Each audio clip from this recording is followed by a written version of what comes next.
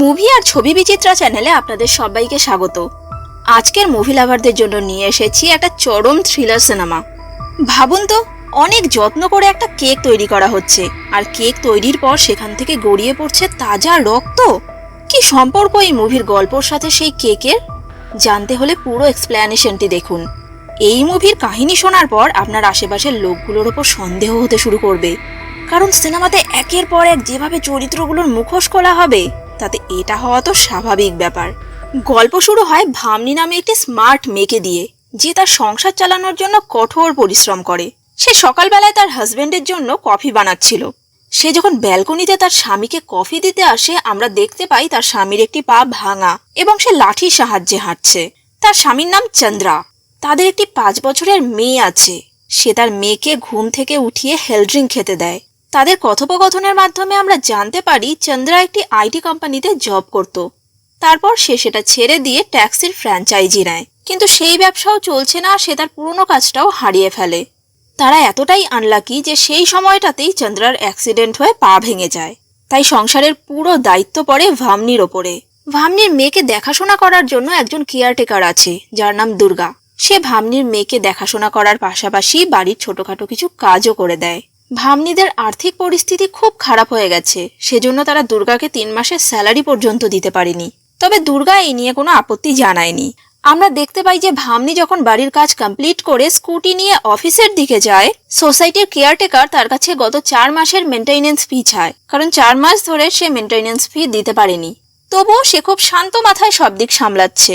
ভামনি অফিসে গেলে তার কলিগ তাকে জানায় যে বসের একজন বিশেষ অতিথি লন্ডন থেকে আসছে, যার নাম লাকি সিং, আর তাকে এয়ারপোর্ট থেকে পিক আপ করতে হবে ভামনিকে। কিন্তু সে অলরেডি লেট হয়ে গেছে। তাড়াতাড়ি করে এয়ারপোর্টে পৌঁছতে গিয়ে সে রং সাইড দিয়ে গাড়ি নিয়ে নেয়। পুলিশের জেরার মুখ থেকে বাঁচার জন্য সে সেখান থেকে গাড়ি নিয়ে পালিয়ে যায়। একজন লেডি পুলিশ অফিসার তাকে দেখে ফেলে ও তার গাড়ির নাম্বারটি নোট করে রাখে। এই লেডি পুলিশ অফিসারকে ভালো করে দেখে রাখুন, ইনি এই সিনেমায় একটি গুরুত্বপূর্ণ রোল প্লে করেছেন। এরপর দেখা যায় ভামনি সময় মতো এয়ারপোর্টে পৌঁছতে পারেনি এবং সে খুব আপসেট হয়ে পড়েছে যে লাকি সিং হয়তো ট্যাক্সি করে চলে গেছে, আর সেজন্য তাকে চাকরি থেকে বরখাস্তও করা হতে পারে। তবে সে এতটাও আনলাকি নয়। লাকি সিং এয়ারপোর্ট থেকে নেমে ভামনি ট্যাক্সির জন্য ওয়েট করছিল। আমরা একটি হাসি খুশি লোককে দেখতে পাই যে সারা রাস্তা ভামনির সঙ্গে অনেক গল্প করে। তার মুখে আমরা শুনতে পাই সে নাকি আসলে পাঞ্জাবি নয়। সে এক গুরুর পরামর্শে পাগড়ি ধারণ করেছিল এবং পাগড়ি পরার পর থেকে সে যেই কাজ করে সেই কাজেই অনেক সফল হয়। আর এখানে সে এসেছে একটি ফ্ল্যাট বিক্রি করতে, যে ফ্ল্যাটটিতে তার বাবা থাকতো, কিন্তু তার বাবা কিছুদিন আগে মারা গেছে। এবং সে যখন ভামনিকে তার ফ্ল্যাটের অ্যাড্রেস জিজ্ঞাসা করে, তখন আমরা জানতে পারি ভামনি এবং লাকি সিং এর বাবার ফ্ল্যাট একই সোসাইটিতে। এই ব্যাপারটিতে তো লাকি সিং খুব খুশি হয় যে তারা দুজন নেইবার। সে ভামনির সাথে রেজিস্টার অফিসে যায় এবং সেখানে গিয়ে উকিলের সাথে কথা বলে। সেখানে সে ভামনিকে চায়ের জন্য ইনভাইট করে, তবে সে চা খায় না বলে লাকি সিং তাকে জুস খাওয়ায়। এরপর উকিল জানায় পরবর্তী কাজ বিকেলে, তাই লাকি সিং ঠিক করে এই সময়টা সে ভামনির সঙ্গে ট্যাক্সি করে ঘুরে বেড়াবে। কিন্তু ভামনি এখানে আর থাকতে চায় না। সে অফিস থেকে আরেকটি ক্যাব পাঠাতে বলেছে, কিন্তু লাকি সিং জেদ ধরে বসে যে সে ভামনির সঙ্গেই সারাটা দিন থাকবে, তা না হলে সে নাকি তার বসের কাছে কমপ্লেইন করবে। তো ভামনি তো এটা শুনে কাঁদতে থাকে। লাকি সিং একটু নরম হয় এবার, আর তাকে জিজ্ঞাসা করে যে কি প্রবলেম হয়েছে। ভামনি তাকে সবটা খুলে বলে যে আজকে তার অ্যানিভার্সারি এবং অনেক আগে থেকে সে এই দিনটাকে প্ল্যান করে রেখেছে। লাকি সিং এটা শুনে ভীষণভাবে ভিড়মি খায় যে ভামনির বিয়ে হয়ে গেছে। এবার ভামনি যখন জানায় যে তার একটি 5 বছরের মেয়েও আছে, তার তো ভিড়মির ওপর ভিড়মি খেয়ে অজ্ঞান হওয়ার মতো অবস্থা। অবশেষে সে ভামনিকে বলে, আজকে আমি তোমার সঙ্গে সারাটা দিন কাটাতে চাই, আর আমি তোমাদের অ্যানিভার্সারি পার্টিতেও যাব। আর রাস্তায় যাওয়ার সময় এক বেকারি শপ থেকে তাদের অ্যানিভার্সারি উপলক্ষে একটি কেকও নেয়। এরপর ভামনি তার বাড়ির দিকে যায়, আর লাকি সিং তাকে বলে যে আমি একটু কাজ সেরে তোমাদের বাড়িতে আসছি। ভামনি বাড়িতে এসে কেয়ারটেকার দুর্গা এবং তার স্বামীকে লাকি সিং এর কথা বলে। আসলে এতক্ষণ সে লাকি সিংকে শুধুমাত্র কাজের খাতিরে সহ্য করছিল, আর তার জোর করে বাড়িতে নেমন্তন্ন নিয়ে নেওয়াটা ভামনির একেবারেই পছন্দ নয়। কেয়ারটেকার দুর্গারও এই ব্যাপারটা ভালো লাগেনি। তবে ভামনির স্বামী তাকে বলে লাকি সিং তার বসের বিশেষ অতিথি, তাই তার সঙ্গে ঝামেলা না করাটাই ভালো।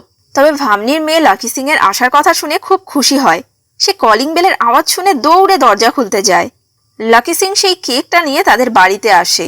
যদিও তার বাড়িতে আসাতে কেউই খুশি হয়নি, তবে লাকি সিংকে দেখে মনে হচ্ছে না সে সেটা বুঝতেও পারছে।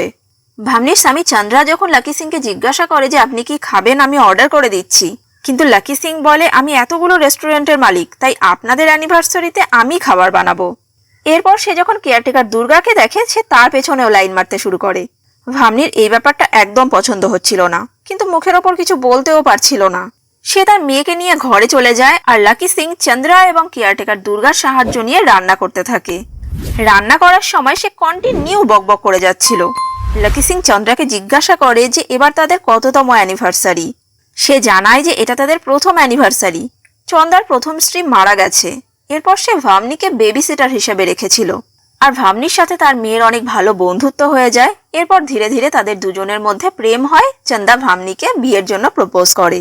কথা বলতে বলতে লাকি সিং অনেক রকম রান্না করে ফেলে। এরই মধ্যে লাকি সিং কিছুক্ষণ আগে আইসক্রিম অর্ডার করেছিল, সেটা ডেলিভারি করতে একটি মেয়ে আসে। সে এই মেয়েটির পেছনেও লাইন মারতে শুরু করে। এই লোকটি কিন্তু বেশ ইন্টারেস্টিং, তাই না? মাথায় কোনো টেনশন নেই, সব সময় হাসি মজা করে দিন কাটিয়ে দিচ্ছে। যাই হোক, ভাবনির মেয়ে আইসক্রিম দেখে তো ছুটে আসে, আর লাকি সিংও আইসক্রিম নিয়ে সেই বাচ্চাটার সঙ্গে দৌড়াদৌড়ি করতে থাকে। এতে ধাক্কা লেগে তাদের অ্যানিভার্সারি কেকটা পড়ে যায়। এই ব্যাপারটিতে ভাবনি ভীষণভাবে শকড হয়ে যায়। দুর্গাকে দেখে মনে হচ্ছিল সেও এতে খুব বিরক্ত। লাকি সিং সবাইকে সরি বললে চন্দ্রা বলে যে কোনো ব্যাপার না, এটা হতেই পারে, তাছাড়া আপনার আনা কেকটা তো আছেই। দুর্গা নিচে পড়ে যাওয়া কেকটা ডাস্টবিনে ফেলে দেয়। ভাবনির মেয়ে এসব দেখে কাঁদতে শুরু করলে লাকি সিং তাকে হাসানোর জন্য নাচ গান করে। এতক্ষণ তো আমরা লাকি সিংকে হাসি খুশি মানুষ ভাবছিলাম, কিন্তু এবার মনে হচ্ছে তার এতটুকু লজ্জাও নেই। কারণ এত বড় একটা কেক নষ্ট করলো, তাও আবার বিবাহ বার্ষিকীর। তাকে দেখে মনে হচ্ছিল না তার মধ্যে খুব বেশি গিল্ট আছে। এবার লাকি সিং এর বানানো খাবার সবাই খায়। লাকি সিং মানুষটা যেমনই হোক না কেন, তার রান্নাগুলো খুবই সুস্বাদু হয়েছিল। এরপর খাওয়া দাওয়া কমপ্লিট করে লাকি সিং তার বাবার ফ্ল্যাট বিক্রি করার কাজটা সেরে নিয়ে আবার ভাবনিদের বাড়িতে আসে। সে ভাবনিকে অনুরোধ করে যে সকালে যে উকিলের সঙ্গে দেখা হয়েছিল, রেজিস্ট্রার অফিসে গিয়ে তার কমিশনটা দিয়ে আসতে হবে। আর এই সময়ের মধ্যে লাকি সিং ফ্ল্যাটের যে সমস্ত কাজ বাকি আছে সেগুলি সেরে ফেলবে। তার সন্ধ্যায় ফ্লাইট আছে, তাই এসব কাজ সেরে সে সোসাইটির পার্কিং এর সামনে ভাবনির জন্য ওয়েট করবে। ভাবনি তার কথা মতো উকিলকে টাকা দিতে যায়। এদিকে বৃষ্টি শুরু হলে চন্দ্রা তার মেয়েকে ঘুম পাড়িয়ে ফ্ল্যাটের জানলাগুলো আটকাতে থাকে। সেই সময় লাকি সিং এসে তাদের ওয়াশরুমটা ইউজ করতে চায়। ওয়াশরুমে ঢোকার পর তার চেহারা পাল্টে যায়। আমরা দেখি সে গ্লাভস পরছে, তারপর তার ব্যাগের থেকে একটা বন্দুক বের করছে। এবার সে বাইরে চন্দ্রার সামনে আসে এবং চন্দ্রার বুকে পরপর কয়েকটা গুলি করে। তার মারা যাবার দৃশ্যটা সে কোনো একটা কারণে ভিডিও করে রাখে। এরপর সে পার্কিং এর সামনে ভাবনির জন্য ওয়েট করতে থাকে একদম ভালো মানুষের মতো। ভাবনি আসলে সে তাকে বলে তার বাবার ফ্ল্যাটের চাবিটা ফুলের টবের মধ্যে রেখে আসতে। ভাবনি যখন এই কাজটা করছিল তখন লাকি সিং চন্দ্রার লাশটাকে নিয়ে ভাবনির গাড়ির ডিকিতে রেখে দেয়। এই কাজটা সে ভাবনি আসার আগেই করে ফেলে। এরপর ভাবনি তাকে এয়ারপোর্টে ড্রপ করে দেয়, আর চলে যাবার সময় লাকি সিং তাকে কিছু টাকা দেয়, বলে যে তার প্রয়োজনে আসতে পারে। লাকি সিংকে দেখে মনে হচ্ছিল সে একটা ভালো মানুষের মুখোশ ধরে চন্দ্রাকে মারতে এসেছিল। এখানেই সিনেমার ইন্টারভেল হয়। ইন্টারভেলের পর আমরা দেখি ভাবনি অফিসে গাড়ি জমা দিয়ে ফ্ল্যাটে ফিরে এসে দেখে ঘরে কেউ নেই। আশেপাশের লোকদেরও জিজ্ঞাসা করে, কিন্তু কেউ চন্দ্রাকে বাইরে যেতে দেখেনি। এমনকি সিসিটিভি ক্যামেরাতেও কোনো ফুটেজ নেই চন্দ্রার। সবাই একই চিন্তা করছে, তাহলে সে গেল কোথায়? ভাবনি দুর্গাকে ফোন করে আর্জেন্ট আসতে বলে। দুর্গাও এসব দেখে অবাক হয়ে যায়। সোসাইটির লোকেরা অনেকে বলে পুলিশ কমপ্লেইন করতে। পুলিশ কমপ্লেইন করতে সবাই যখন থানায় যায়, সেই লেডি কনস্টেবল ভাবনিকে দেখে চিনতে পারে। পরের দিন পুলিশ এসে ভাবনিকে নিয়ে যায়। তারা তাকে তার অফিসে আনে, যেখানে তার ট্যাক্সির ডিকির ভিতরে চন্দ্রার লাশ পাওয়া যায়। এরপর তাকে যখন জিজ্ঞাসাবাদ করা হচ্ছিল, পুলিশ দেখায় যে তার বাড়ি তল্লাশি করে তারা একটি বন্দুক এবং মোবাইল ফোন পেয়েছে, যেখানে চন্দ্রার মৃত্যুর দৃশ্যটি ভিডিও রেকর্ড করা হয়েছে। এমনকি ফ্ল্যাটের মেঝেতে গাড়ি পার্কিং এর জায়গায় গাড়ির ডিকিতে চন্দ্রার ব্লাড স্যাম্পল পাওয়া গেছে। এর মানে চন্দ্রার লাশকে ফ্ল্যাটের থেকে গাড়ির ডিকি পর্যন্ত আনা হয়েছে। কিন্তু এটা একা ভাবনির কাজ কিছুতেই হতে পারে না, তাই পুলিশ তাকে জিজ্ঞাসা করে যে তার সাথে কে ছিল। ভাবনি বলে আগের দিন সে প্রায় পুরোটা সময় লাকি সিং এর সঙ্গে ছিল, আর ফ্ল্যাটের কেয়ারটেকারকে জিজ্ঞাসা করলে সে এই সম্বন্ধে বলে দেবে। কিন্তু তাদের জিজ্ঞাসাবাদ করা হলে তারা সবাই একই কথা বলে যে ভাবনির সাথে তারা কোনো মানুষকে দেখেনি। তারা বারবার ভাবনিকে একাই যাওয়া আসা করতে দেখেছে। এ কথা শুনে ভাবনি অবাক হয়ে যায়। সে তার কেয়ারটেকার দুর্গাকে জিজ্ঞাসা করতে বলে। পুলিশ এবার দুর্গাকে জিজ্ঞাসাবাদ করে জানতে পারে সত্যি সত্যি লাকি সিং নামে একজন তাদের বাড়িতে এসেছিল। তবে পুলিশের দুর্গার কথা বিশ্বাস হয় না, কারণ সে এবং ভামনি ছাড়া লাকি সিংকে সোসাইটির কেউ দেখতে পারেনি। এমনকি সিসিটিভি ফুটেজেও ভামনির সাথে কোনো মানুষকে দেখা যায়নি। দুর্গা কথাটা শুনে ভামনির মতোই আকাশ থেকে পড়ে। এবার ভামনি রেজিস্টার অফিসে সেই উকিলের কথা বলে যার নাম অ্যাডভোকেট আইয়ার। কিন্তু পুলিশ যখন সেই ব্যক্তিকে তার সামনে নিয়ে আসে দেখা যায় তিনি অন্য একজন, এবং সেই রেজিস্টার অফিসে অ্যাডভোকেট আইয়ার নামে একজনই আছে। তাহলে আগে যার সাথে ভামনি দেখা করলো সে কে? এবার সব সাক্ষী তার বিরুদ্ধে চলে যায়। পুলিশ সন্দেহ করে যে সে তার মেয়েকেও হয়তো মেরে ফেলেছে। এবার ভামনিকে কোর্টে পাঠানো হচ্ছিল। তার বডি ল্যাঙ্গুয়েজ দেখে পুলিশেরা বিশ্বাসই করতে পারে না যে সে সত্যিই খুন করেছে। তাদের মনে হচ্ছে হয়তোবা সে কোনো চক্রান্তের শিকার, কিন্তু সব সাক্ষী প্রমাণ তার বিরুদ্ধে হওয়ার কারণে পুলিশের কিছু করার নেই। ভামনিকে যখন গাড়ি করে নিয়ে যাওয়া হচ্ছিল সেই সময় কিছু লোক এসে পুলিশের ওপর অ্যাটাক করে এবং ভামনির মাথায় বন্দুক তাক করে সেখান থেকে তাকে নিয়ে চলে যায়। এবার গল্পের মোড় যেদিকে ঘুরবে সেটা দেখলে আপনারও মাথা ঘুরে যাবে। দেখা যায় সেই লোকগুলি ভামনিরই ভাড়া করা গুন্ডা, এবং লাকি সিং তাদের আস্তানার খোঁজ এতক্ষণে পেয়ে গেছে। এবার লাকি সিং এর সাথে সেই গুন্ডাদের প্রচন্ড গুলাগুলি হয়। এই সময়ের মধ্যে অন্য একটি গাড়ি আসে এবং ভামনি সেই গাড়িতে করে পালিয়ে যায়। পরের সিনে আমরা দেখতে পারি সেই দুজন পুলিশ অফিসার আসল লাকি সিংকে ধরে এনেছে। তবে কমিশনার বলে যে সেন্ট্রাল ক্রাইম বোর্ডের অ্যাসিস্ট্যান্ট ডিরেক্টর মিস্টার সুব্রমণিয়াম ইনি আসল লাকি সিং এর পারমিশন নিয়ে নকল লাকি সিং সেজে ভামনিদের বাড়িতে গিয়েছিল। এবার ভামনির আসল পরিচয় জানা যায়। সুব্রমণিয়াম সবাইকে জানায় যে ভারতের 3টি রাজ্যে 3টি বিবাহিত পুরুষ মারা যায়। এই 3টি ঘটনার মধ্যেই কয়েকটা জিনিস কমন ছিল, যেমন তাদের মৃত্যুর কারণ ছিল ন্যাচারাল হার্ট অ্যাটাক। তারা 3 জনেই তাদের ফার্স্ট অ্যানিভার্সারিতে মারা যায়। 3 জনের নামেই অনেক মোটা অ্যামাউন্টের ইন্স্যুরেন্স করা ছিল। তাদের মৃত্যুর পর তাদের স্ত্রীরা ইন্স্যুরেন্স ক্লেম করে, কিন্তু টাকা পাবার পরে তাদের কোনো খোঁজ পাওয়া যায় না। এই ঘটনাটিতে ইন্স্যুরেন্স অফিসারের সন্দেহ হয়, সে গোটা ব্যাপারটা ক্রাইম ব্রাঞ্চের অফিসারদের জানায় এবং তারপর ইনভেস্টিগেশন শুরু করা হয়। 2 বছর থেকে ইনভেস্টিগেশন চলছে। তবে সুব্রমণিয়াম উপযুক্ত প্রমাণ জোগাড় করে ভামনিকে হাতে নাতে ধরতে চায়। এই ব্যাপারে সে অনেকের হেল্প নিয়েছে, যেমন পুলিশ কমিশনার, ভামনিদের অফিসের বস এবং লাকি সিং। এছাড়া 4 মাস আগে সে চন্দ্রার সঙ্গে কথা বলে। ভামনির সত্যি জানতে পেরে তার মাথায় যেন আকাশ ভেঙে পড়ে। সে কিছুতেই বিশ্বাস করতে চায় না। তারপর সুব্রমণিয়াম তাকে আগের 3 জন কিভাবে মারা গিয়েছিল সেটা তাকে বলে, আর তাকেও ঠিক একইভাবে তাদের ফার্স্ট অ্যানিভার্সারির দিন কেকের মধ্যে সেই পয়জনটি মিশিয়ে মেরে ফেলা হবে।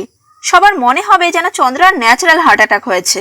ভিডিও শুরুতেই আমি এই মুভির ফার্স্ট সিনের কথা বলেছিলাম। সেখানে একটি সুন্দর করে সাজানো কেকের ওপর তাজা রক্ত গড়িয়ে পড়ছে। সেটাই ঘটনাগুলোর প্রতীকী হিসাবে দেখানো হয়েছে। এরপর সেই দিনটি আসে, অর্থাৎ তাদের অ্যানিভার্সারির দিন। সেদিন সুব্রমণিয়াম লাকি সিং সেজে ভামনির সঙ্গে সময় কাটায়। তার মেয়ের সাথে খেলতে গিয়ে ইচ্ছে করেই অ্যানিভার্সারির কেকটা ফেলে দেয়, যাতে সে সেটি চন্দ্রাকে না খাওয়াতে পারে। এবার ভামনি উকিলকে টাকা দিতে যখন বাড়ি থেকে বের হয় তখন সেই ফেক খুনের ব্যাপারটি ঘটানো হয়। ফ্ল্যাটের মেঝেতে, পার্কিং এর ফ্লোরে, গাড়ির টায়ারে আর ডিকিতে চন্দ্রার ব্লাড স্যাম্পল রেখে দেওয়া হয়, যাতে সমস্ত সন্দেহ ভামনির ওপরে গিয়ে পড়ে। আর যে বন্দুক দিয়ে গুলি করা হয় আর যে মোবাইলটি দিয়ে ভিডিও রেকর্ড করা হয় সেটি এমন জায়গায় লুকোনো হয় যাতে পুলিশেরা তল্লাশি নিতে গিয়ে সহজেই খুঁজে পায়। লোকাল পুলিশকেও এ সম্বন্ধে অজ্ঞাত রাখা হয়েছিল। সুব্রমণিয়াম এ সমস্ত কাজ করছিল ভামনিকে মানসিকভাবে বিপর্যস্ত করার জন্য। তার সন্দেহ এসব কিছু ভামনি একা করছে না, তার পেছনে কেউ আছে, হয়তো তার লাভার। আর কেকের মধ্যে কোন পয়জনটি মেশানো হয় তার নামটাও তার জানা প্রয়োজন, কারণ ভামনিকে দোষী প্রমাণ করার জন্য এটাই হবে তার মূল অস্ত্র। সেদিন যখন ভামনি গাড়ি করে সেখান থেকে পালিয়ে যায়, তারপর ক্রাইম ব্রাঞ্চের লোকেরা ক্রমাগত তার ওপর নজর রাখছিল। ভামনি সেখান থেকে পালিয়ে গিয়ে যেখানে ওঠে সেখানে লাকি সিংও পৌঁছে যায়, আর সেখানে গিয়ে সে তার লাভারের খোঁজ পায়। সে আর কেউ না, ভামনির বাড়ির কেয়ারটেকার দুর্গা। হ্যাঁ, ঠিকই ধরেছেন, ভামনি সমকামী। দুর্গার আসল নাম গায়ত্রী। সুব্রমণিয়ামের সামনেই তারা একে অপরকে কিস করতে থাকে। এরপর শোনা যায় রেবেকা এবং গায়ত্রী, অর্থাৎ ভামনি এবং কেয়ারটেকার দুর্গার স্টোরি। তারা দুজনেই অনাথ আশ্রমে থাকতো। ধীরে ধীরে তাদের মধ্যে প্রেম হয়। এই ঘটনা যখন অনাথ আশ্রমের লোকেরা জানতে পারে তাদের সেখান থেকে বের করে দেওয়া হয়। এরপর 2011-তে ভারত সরকার যখন সমকামিতাকে স্বীকৃতি দেয়, তারা তখন বিয়ে করে নিজের মতো থাকতে শুরু করে। কিন্তু আশেপাশের মানুষ এ ব্যাপারটাকে মেনে নেয় না। তারা তাদের উপর ক্রমাগত মানসিকভাবে অত্যাচার করতে থাকে। এতে করে তারা দুজন পুলিশের সাহায্য চায়, কিন্তু পুলিশ এবং স্থানীয় লোকেরা তাদের নির্বস্ত্র করে পেটায়। এই ঘটনার পর তারা ক্রিমিনাল হয়ে যায়। এবং একের পর এক খুন করে টাকা জোগাড় করতে থাকে নিজেরা ভালো থাকার জন্য। মুভির শেষ দৃশ্যে দেখা যায় চন্দ্রার মেয়ে লাকি সিংকে দেখে এগিয়ে আসে। তার মেয়ে এতদিন নিরাপদ জায়গাতেই ছিল এবং এখন সে তার বাবার কাছে ফিরে যাচ্ছে। সমকামিতাকে কেউ বা সাপোর্ট করে, কেউ বা সাপোর্ট করে না, তবে শাস্তি হিসাবে দুটো মেয়েকে নির্বস্ত্র করে অপমান করা অবশ্যই হতে পারে না। আপনার কি মনে হয়? এখানেই শেষ করছি। পরের দিন এমনই একটা মিস্ট্রি থ্রিলার মুভি নিয়ে আপনাদের কাছে আসছি। ততক্ষণ চ্যানেলটাকে সাবস্ক্রাইব করে দিন আর ভিডিওটাকে লাইক করে দিন।